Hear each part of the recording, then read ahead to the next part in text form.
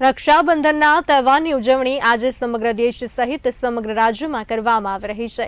ત્યારે અરવલ્લી જિલ્લાના યાત્રાધામ શામળાજી ખાતે પણ આ તહેવાર ભાવ અને શ્રદ્ધાપૂર્વક ઉજવવામાં આવ્યો હતો। રક્ષાબંધનના તહેવાર પ્રસંગે હજારો ભક્તો ભગવાન શામળાજી માટે રાખડી લઈને આવ્યા હતા અને ભગવાન શામળાજીને રાખડી અર્પણ કરી, જે રાખડી મંદિરના પૂજારી દ્વારા ભગવાનના હાથે બાંધવામાં આવી હતી। ત્યારે ભગવાન શામળાજી હજારો ભક્તોની રક્ષાના તાંતણે બંધાયા હતા। રક્ષાબંધન પર્વ પ્રસંગે ભગવાન શામળિયાને વિશેષ સોનાના આભૂષણોથી શણગાર કરાયો હતો। સવારને શણગાર આરતીના હજારો ભક્તોએ દર્શન કર્યા હતા।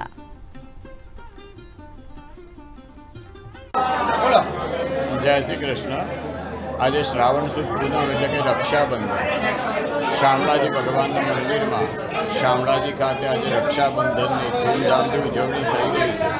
હાલ ભગવાનને રાખડી બાંધી અને બલિરાજા અને સાથે લક્ષ્મીજીનો પ્રેમ એવો અદ્ભુત દર્શન કરાવવામાં આવ્યું છે અને અનેક ભક્તો આજ રોજ ભગવાનને ભાઈ બનાવી અને ધન્યતા અનુભવી રહ્યા છે। એવો આજે પાવન પ્રસંગ રક્ષાબંધનનો દિવસ ભગવાનને સુંદર મજાના શણગાર સુસજ્જિત કરી અને ભગવાનની શણગાર આરતી પર્યંતની સેવા પૂર્ણ થયેલ છે।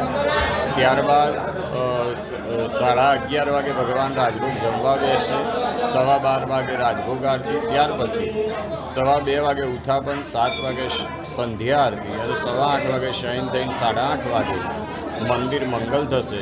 એવો આજ દિવસનો સુંદર મજાનો કાર્યક્રમ છે। અનેક ભક્તો લાભ લઈ રહ્યા છે અને ભગવાનને રાખડી બાંધી અને ધન્યતા અનુભવી રહ્યા છે। એવો આજરોજ શ્રાવણ સુદ પૂનમનો દિવસ રક્ષાબંધન શામળાજી મંદિર ખાતે ધૂમધામથી ઉજવાય છે। રક્ષાબંધનના પાવન તહેવારમાં નિમિત્તે ભગવાનને રાખડી બાંધવા ભગવાનને હું એક સારથી તરીકે ગણું છું, એટલા માટે હું આવી છું અહીંયા અને બહુ શ્રદ્ધાથી આવી છું અહીંયા।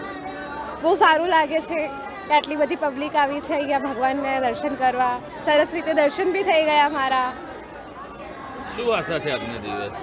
બસ આજના દિવસે ભાઈ બહેનનો પ્રેમ આ રીતે જળવાઈ રહે, ભાઈ બહેનના ઘરે જાય, બહેન ભાઈનો પ્રેમ જે રીતે છે જળવાઈ રહે, બસ એ જ છે।